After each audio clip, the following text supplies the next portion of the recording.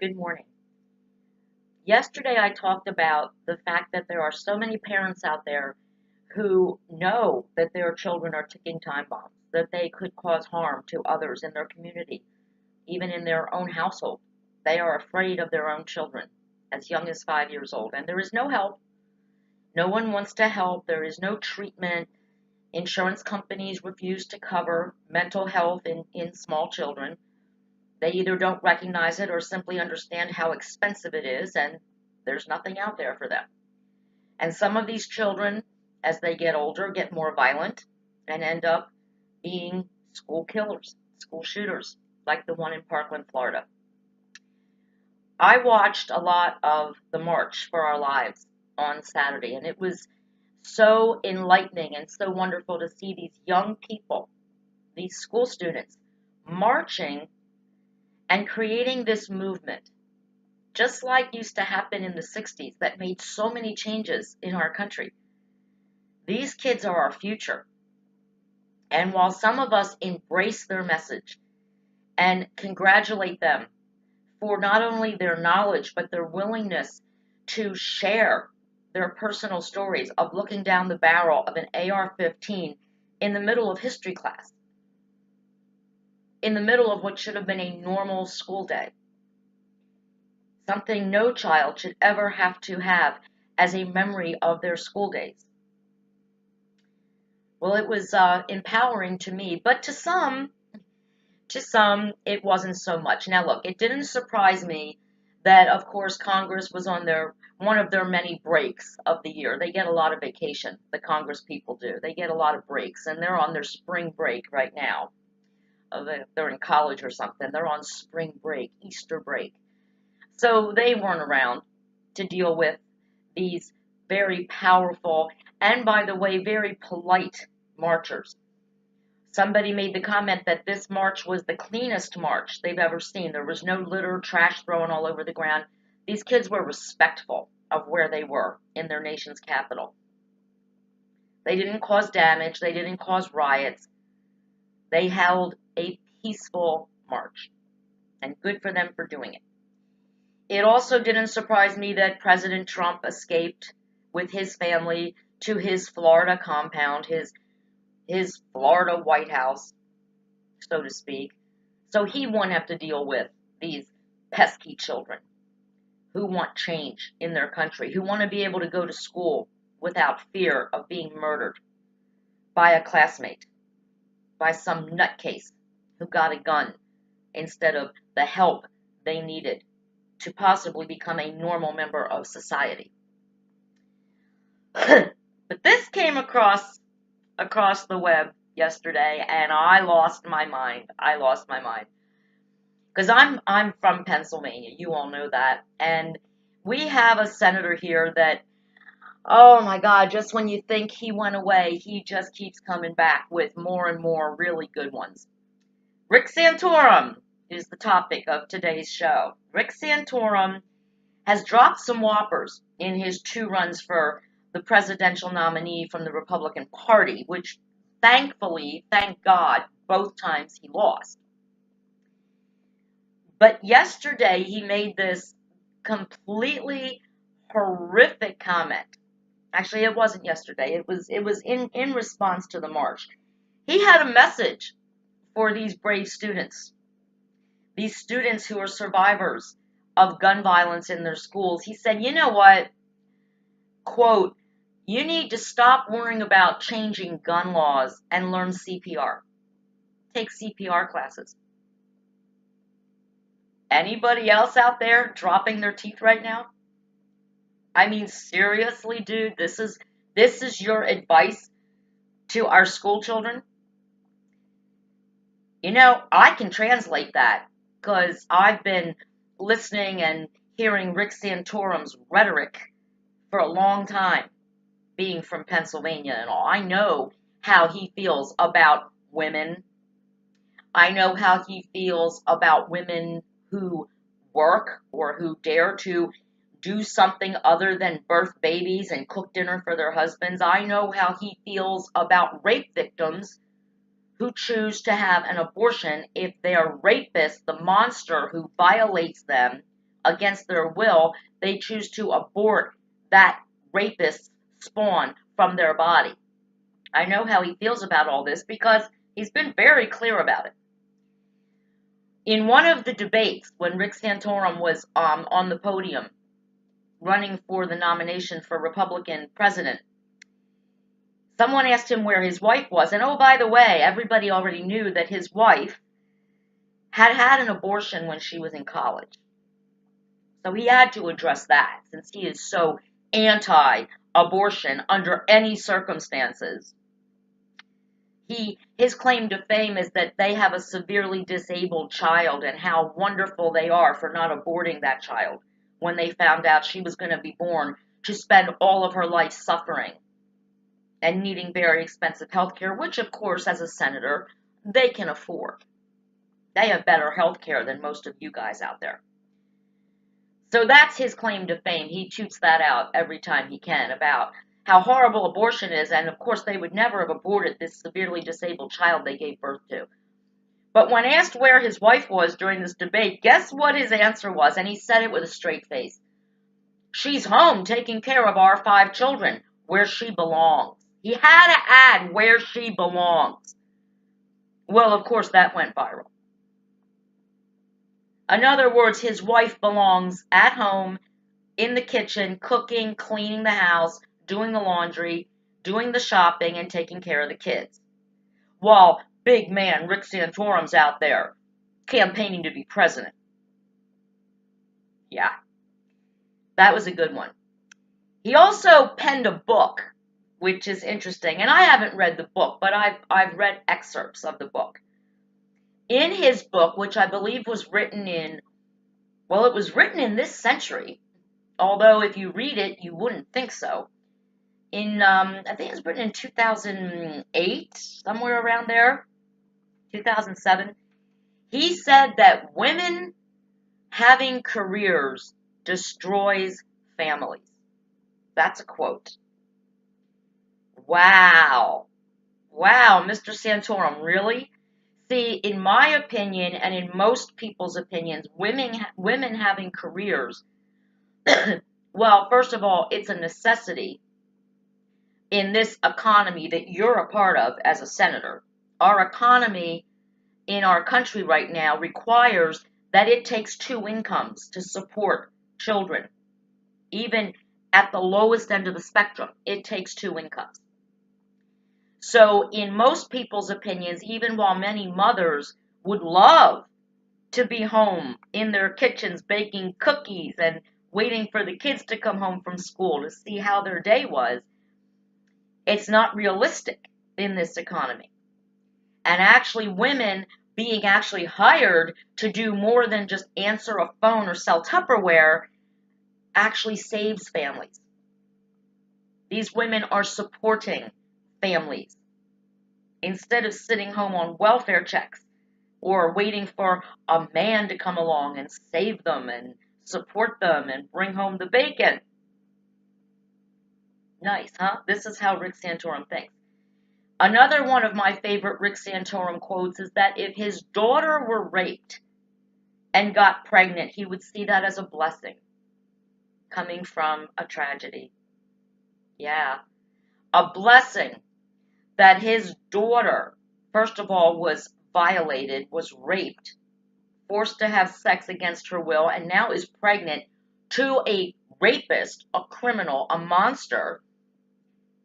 He thinks it's a blessing that he gets to have Christmas Day with his grandchild, his family, and the monster who raped his daughter's family, because they have rights, because they didn't rape his daughter. They have rights to see their grandchild too. He would consider that a blessing and strongly encourage her not to seek an abortion, even though it's her right, it's legal, and it's safe. Yeah, he's a great dude. So that brings us to today. You know, we know Rick Santorum doesn't respect women unless they're cooking for him, cleaning his house, or raising his children. We know that he believes rape victims should be raped over and over and over again by being forced to give birth to their rapists' children. And now we see that he is basically telling these young student activists, many of whom, by the way, will be voting in November. Yes, they will. They are 18 and they're registered and they can't wait to get into the voting booth. Now he's telling them, guess what? You're not going to change the gun laws. We're not going to cow down to you just because you want to go to school and actually live through it and graduate. Just because you don't want to graduate in a wheelchair when you walked into school healthy, but a gunman came into your school and shot you in the back and now you can't walk for the rest of your life. We're not going to stop those guns from being on the street. We're not going to do anything about that. We're not going to change the mental health laws. We're not going to stop these mentally ill people from getting guns. So you guys would be best to just go ahead and learn CPR. So that when the next nutcase gets an AR-15 and comes to your school and shoots up your classmates, you'll be able to do CPR to save them or try to save their life or what's left of it after a bullet from an AR-15 crashes through their body, destroying most of their organs as it does so. What a comment coming from a senator in the United States Congress. How stupid are Pennsylvanians for continuing to send him there? But November's coming. Things could be changing. And they will change. They will change in November.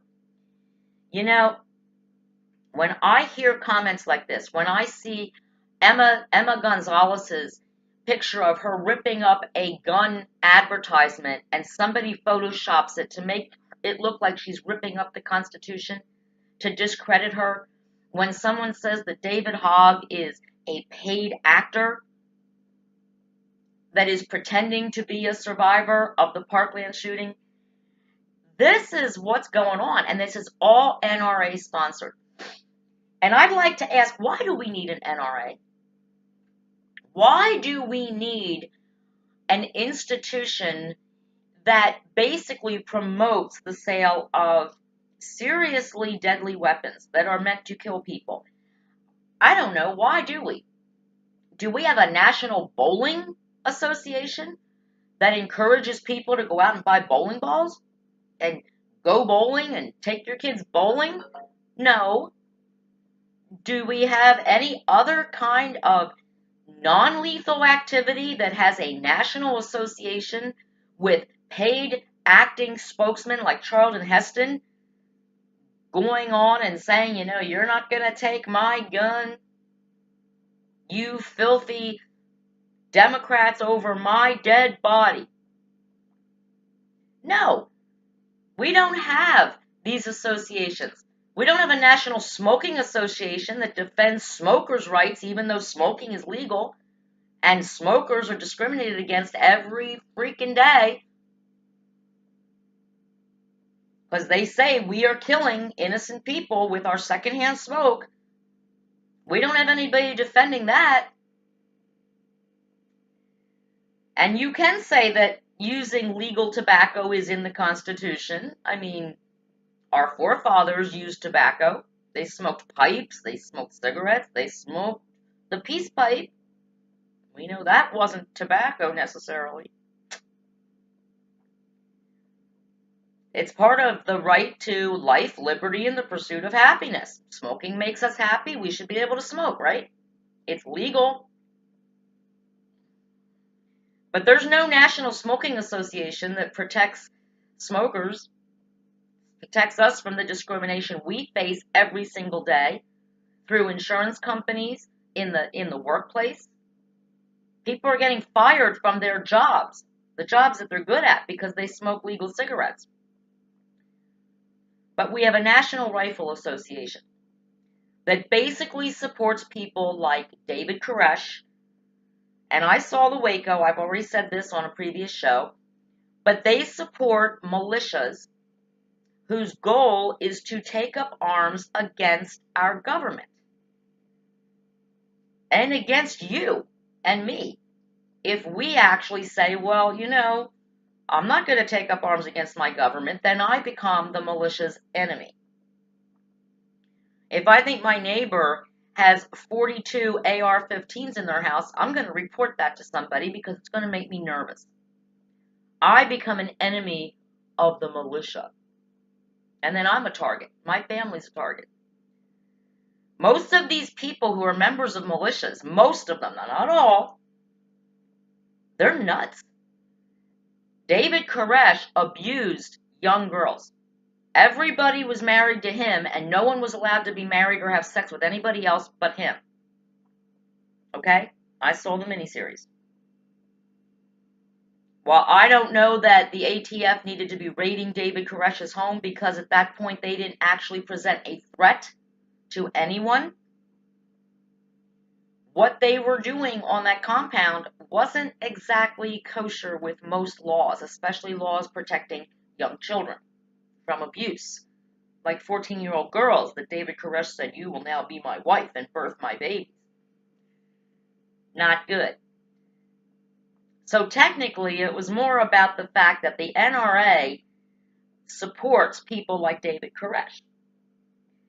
The NRA will support anyone who is a gun nut, even if they are abusing small children, marrying young girls, forcing them to have babies they don't want to have at 15, 16 years old. NRA supports that. The NRA supports people who go off the grid, who don't want to pay taxes, who don't want to be part of America, who want to live up in the mountains somewhere on a compound and stockpile automatic weapons to defend the compound, to get out of paying taxes like you and I have to do. That's the kind of people the NRA supports. And it sounds like Rick Santorum, with his comments to these kids, stop telling us you can't tell us what to do. We're the adults, you're children. But it would behoove you to maybe go take a CPR class because you're probably going to need it, as we're not going to pass any new gun laws. We're not going to keep your mentally ill classmates from shooting up your school. So best you learn how to save yourselves with a CPR class. And I'm going to leave you with this. Not one of those people shot, those 17 people shot at Parkland, could have been saved with CPR. Because one of those AR-15 bullets shot in the right place, their whole body was done. Some of those kids had their faces blown off to the point where their parents didn't even recognize them. But they recognized the blood-stained clothes they had on, because those were the clothes they were wearing when they kissed them goodbye that last morning on February 14th. When an AR-15 comes into your school and starts shooting people, CPR ain't going to do nothing. Remember that. Now, one more note, because I promised I would do this. As all of you know, my cousin Ryan was very seriously injured in a car accident. And he is now in rehab learning his new normal. He is in his wheelchair now. He's learning how to get about. His arm was severely broken too. Ryan was a welder, and he made very good money at his job. And of course, as you can imagine right now, he can't do his job. So the family is humbly, very humbly asking for your support financially. If you can give something and you choose to give something, we thank you from the bottom of our hearts. If you would like to donate to help with Ryan's recovery, and believe me, Ryan has a great attitude. He's got a good work ethic. He wants to get back to his job as a welder, even if he needs to do it in a wheelchair. But that is going to take time. His arm must heal first. He's got to learn how to get around in his wheelchair. As you can imagine, for an 18-year-old young man who had the world ahead of him with this awesome job that he went to school for as a welder, that day, that accident has changed everything. And it was not his fault. He was on a bad road, on black ice. It was an accident. Now, Ryan is getting a little bit of support, I will admit this, for lost wages from his car insurance company, but that's not going to last long, and it's not what he needs to support himself as he goes through this process to get back to normal or his new normal. So if you would like to help Ryan out, and on tomorrow's show, I will actually have a poster of the actual site, but you can go to my Facebook page. There is a link to his GoFundMe account. It's actually GoFundMe.com, and he is Ryan Stallings, Stallings Recovery. Ryan Stallings Recovery. They have a Facebook page where you can check in and see how Ryan's doing every day, and they would much appreciate any amount that you could give to help this young man. He's going to have a new place to live with wheelchair accessible facilities, and he's going to, of course, have to relearn the job that he was trained for in hopes that he can continue to do that. And I know Ryan has a really upbeat attitude and that he will remember every single person. He has read all the cards and the beautiful things that people have sent for his encouragement, and he will remember. And back when he is tip top again, I'm sure he will pay it forward. He's a lovely young man. So if you can give a little or give a lot, whatever you can give, it's something, and it will be remembered. And of course, sometime we're all going to need help. And isn't it nice to know that there are people out there who we've never met who may be willing to step up and do just that? Tomorrow I'm going to do a special Friday show, which is going to talk about Easter and my impressions of Easter, and just like Christmas, what it has become, that maybe it shouldn't. So for now, Political Paula is out.